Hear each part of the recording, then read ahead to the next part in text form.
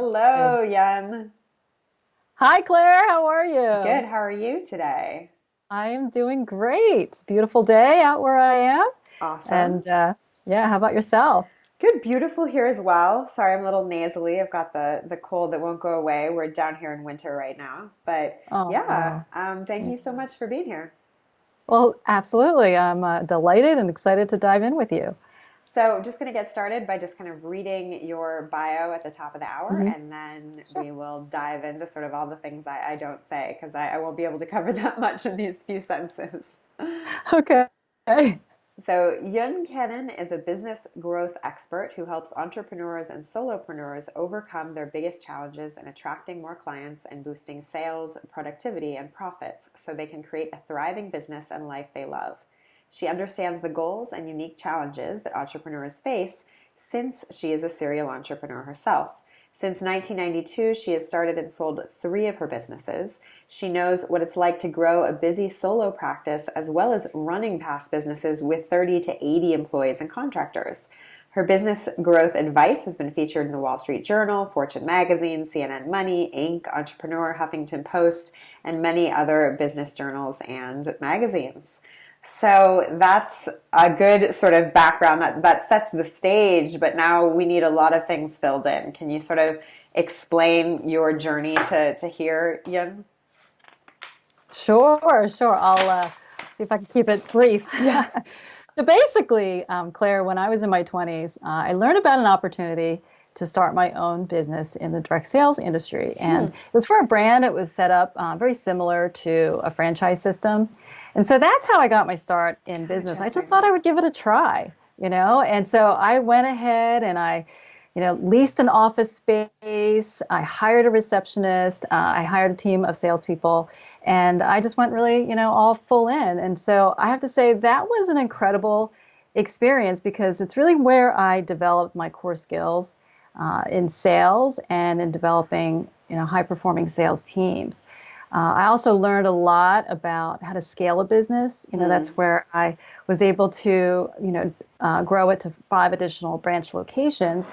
And it was just really exciting to continue to stretch myself and hit bigger and bigger milestones. So I did that for 5 years, and I love what I did, but I was aware I was working a lot of hours in order to keep up.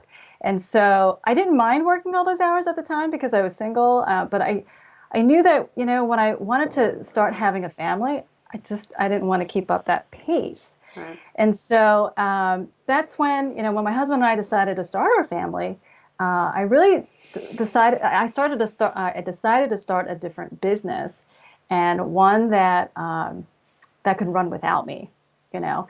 And so in 98, I started a performing arts center. I always loved and had a passion for the arts. And so I opened that up. And it was interesting too, because that took 9 months to birth a new business. And it Hmm. was just interesting how it felt like birthing a new child. And in that 9 months, I had to renovate a 5,000 square foot facility. Uh, I had, and I floated the cash flow just through pre-sales, which is a whole new skill set Wow. I didn't need to do in my first business. So anyway, the story goes where as each of my children were born, I wanted to set the goal to shave my working hours even more. So I Awesome. wanted to grow a thriving business, but I just wanted to do it in a way that it could run without me, as I had mentioned before. So when I had my first son, I was working about 40 hours a week. My second son was born a year later. I shaved it down to 30 hours a week. And Wow. then each year thereafter, these systems were starting to work. My development was really getting stronger. And so then I was able to shave it to 25, 20, 15. And for several years, I was able to work 10 to 15 hours a week. And at the same time, I had launched some new businesses. I opened up a retail store and a nonprofit production company, as well as an entertainment venue with a food and liquor license. And so over a 10-year period, I grew those businesses and those brands, and then I sold them. And then Hmm. fast forward to 2008, which is when I started Paramount Business Coach. And this is where I really get to help other business owners, go through that similar pathway of wanting to grow their business. And I love the part where I get to help them spend more time with their families, at the same time. And so that's my history. So I kind of want to know a little bit more about sort of at that stage of the journey when you were sort of early in business and just sort of learning about how to develop teams and grow teams. Where did a lot of sort of your learnings come from in terms of the way you thought about, productivity and working well, essentially?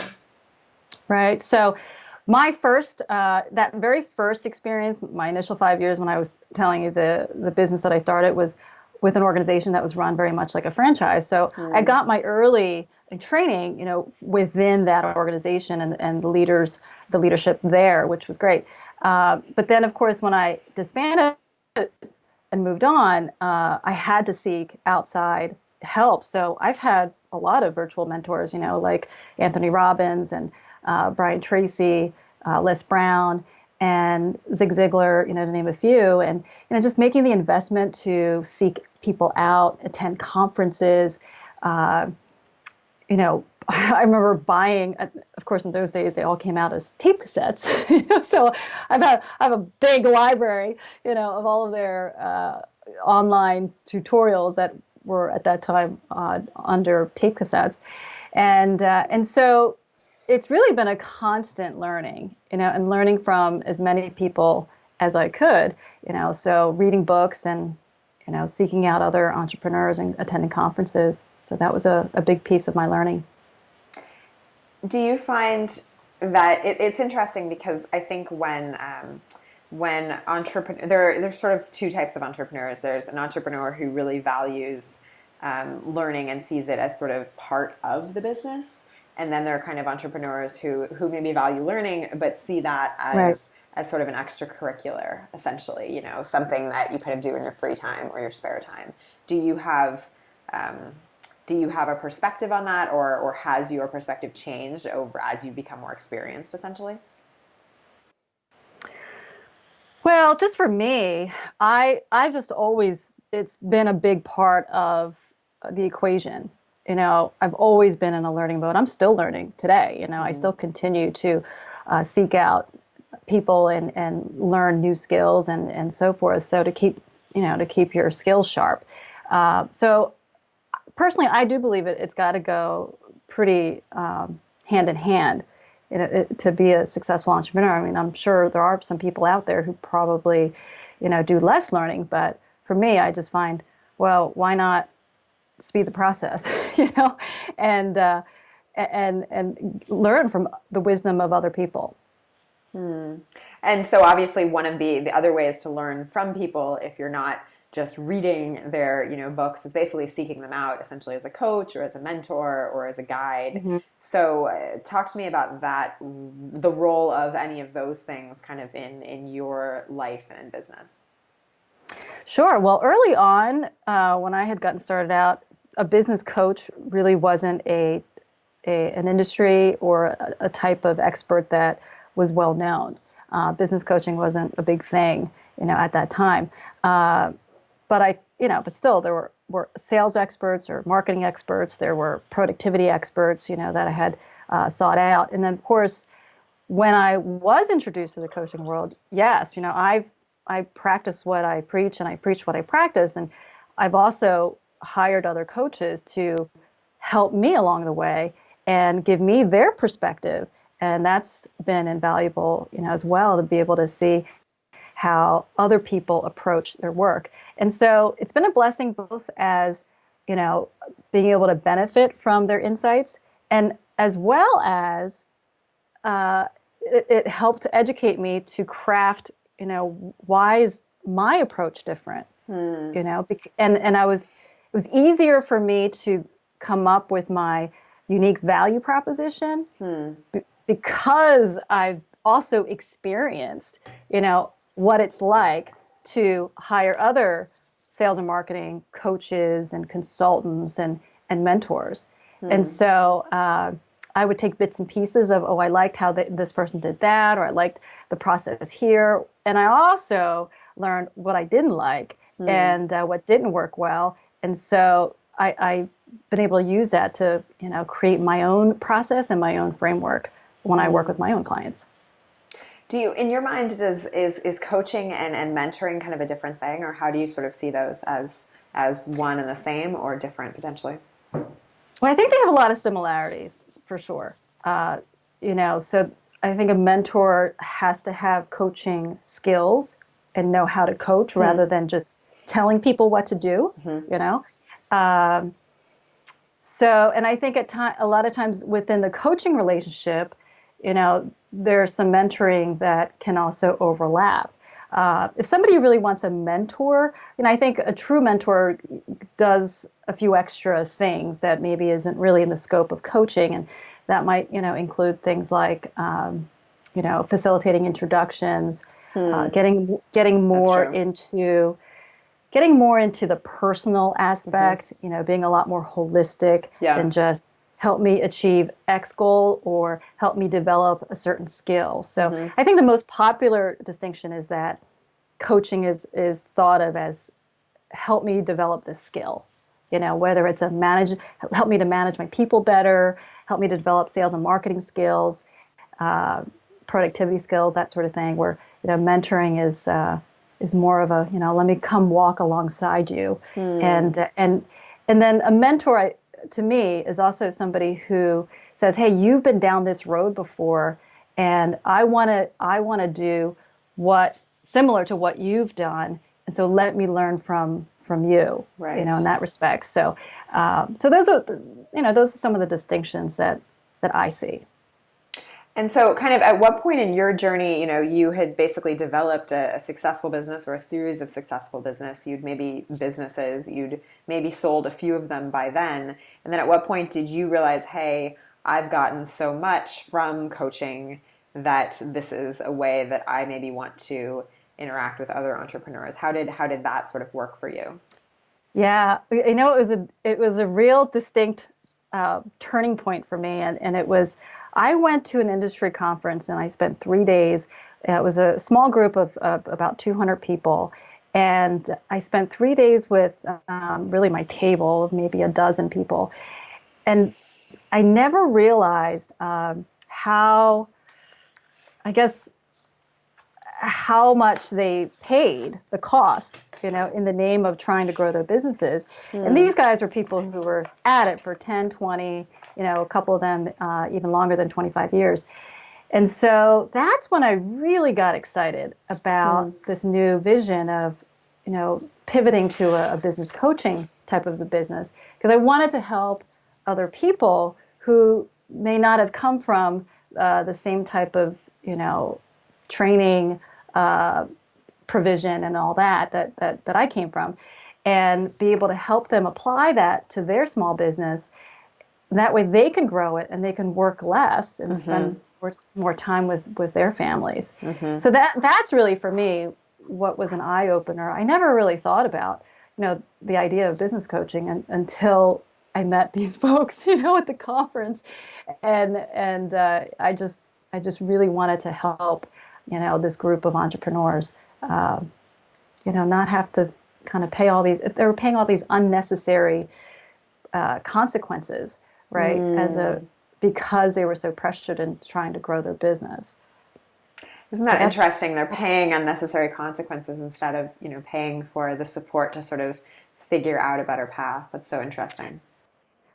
Yeah. I guess because I was looking back at my own way, my own experience running businesses. And yes, I did work 60, 70, 80 hours a week too, but I did that in, the first few years of being an entrepreneur. And, after that, you figure out you need to have people in place and systems in place where you can get the same results, perhaps even exceed those results without the same amount of effort.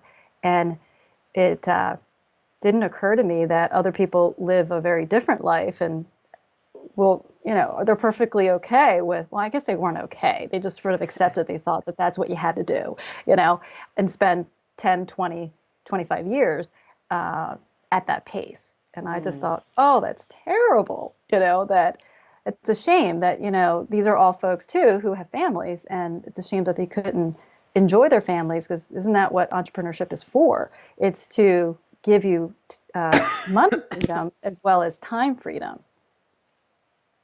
So, how did you start to kind of work with these individuals to help them see that success didn't mean working all the time and that they could cut back? Did you essentially develop kind of a process early on, or what was your approach essentially? Yeah, well, I was really into research mode first. First, I had to figure out, Mm, so how do consultants start a consulting business, or how do coaches start totally, a coaching totally. business? Yeah, so I bought more books, on how do other people do it, and then I really was able to pick up some great tips there, and I launched my website. I had developed a few programs where it helped people get little wins. As far as my Mm, first program was how to find your wow factor. mm, And so that was a tiny piece of this whole game of how to attract clients. And so that's how I got started, in developing a process first to help people be able to capture clients for their business. mm.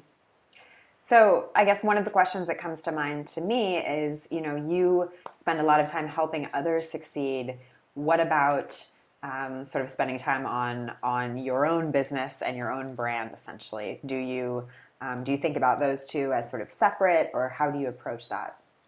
Yeah, absolutely. I've always incorporated that into my business. It was a habit that I learned early on to say, hey, here's your calendar, block the time where you're going to work on your own business. So block the time when you're going to do your own strategic planning, blocking the time when we review metrics, take a look at, how are we doing with our sales and marketing goals and campaigns? Where is that at? What are some things that are working? What's not working? And so that reflective time, it has to get put into the calendar or it doesn't get done. And Mm, so that they're both in my calendar. So I've got, certainly the time to spend with my clients. And I also work with clients in groups. And so that's been nice too, to be able to leverage my time that way. And then I have the time to work on my own business. mm. And sort of these days, as you've built yet another business sort of in the journey, when you kind of look back, do you have a sense of, how success, or how you think about success, has changed over the years?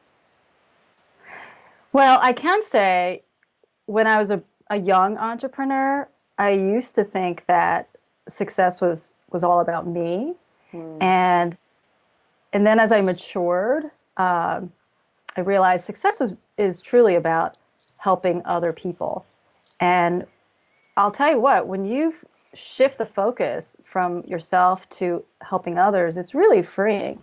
Hmm. And so, I love how you probably heard of this, Claire, too, is, you can only succeed by helping other people succeed. Hmm.